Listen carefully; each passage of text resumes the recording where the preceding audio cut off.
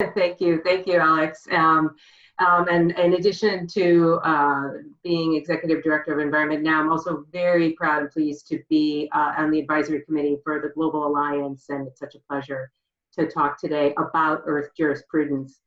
We've been talking about various legal theories, rights of nature, Mother Earth laws, other concepts that we're using to describe our movement's goals. But I want to talk for a few minutes about the framing for these concepts and why it's so important to be clear about our Earth jurisprudence frame in our movement building work. The word jurisprudence is not always easily translated, but it refers to a philosophy of law, refers to the assumptions that the law makes about how society works and how we as humans think of ourselves in the context of the larger world. We're often unaware of the jurisprudence of our laws because jurisprudence is not generally something that's written down with the laws. The jurisprudence or the philosophies and assumptions are inherent in how the laws are written and seen and how the laws are implemented. Thomas Berry, who Alex just mentioned, was an American cultural historian who studied our relationship to the earth in order to better understand the ecological and social challenges of our times. He recognized that laws were based on a philosophy or jurisprudence today of humans as centered, as masters of the earth, as the center of the earth's laws. This is an anthropocentric perspective, and it's the reason, as you just heard from Shannon and Osprey, about why our natural systems are degrading faster and faster. And even our environmental laws are failing us because they're based on this false philosophy of ecosystems and species as inanimate property that exist to serve human desires. So this anthropocentric jurisprudence, this philosophy of law that humans are the center of the earth and the universe, frames our laws and economic systems.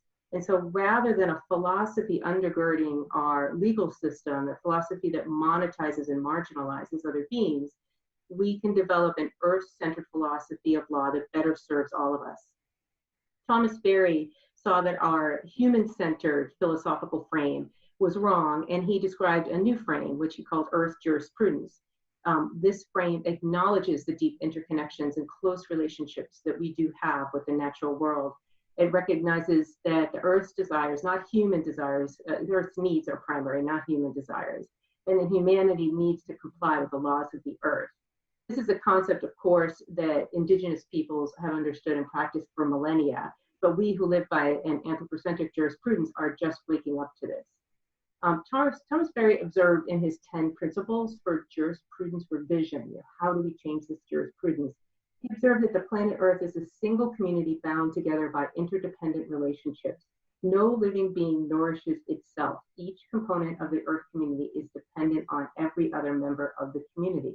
So as a result, he concluded that the universe is composed of subjects to be communed with, not objects to be used.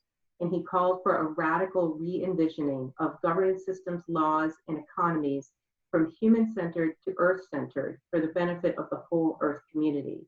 So this idea, this philosophy, this Earth jurisprudence frame guides our own development as a movement for a range of new laws and legal concepts, legal standing, Mother Earth laws, rights of nature, to replace the destructive anthropocentric laws that we have today.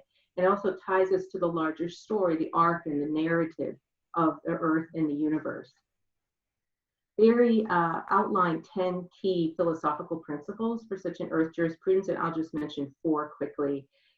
First, on the origin of rights. Rights for ourselves and all other species come from the universe that brought us and the Earth into existence. We don't give the Earth rights. The Earth exists and gives us rights by allowing us and allowing our existence. Second, shared Earth citizenship. Humans and all other species, as you just heard, are a communion of subjects and not a collection of objects, and each component of the universe is capable of having rights.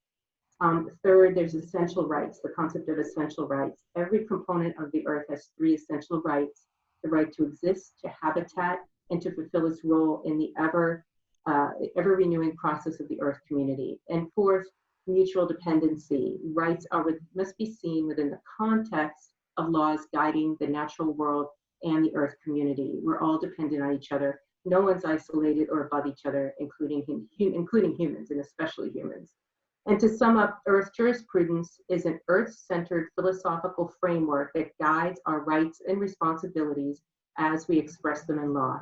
I look forward to the conversation we're going to have about how we dig into this more deeply and how we practice it in our movement. Thank you.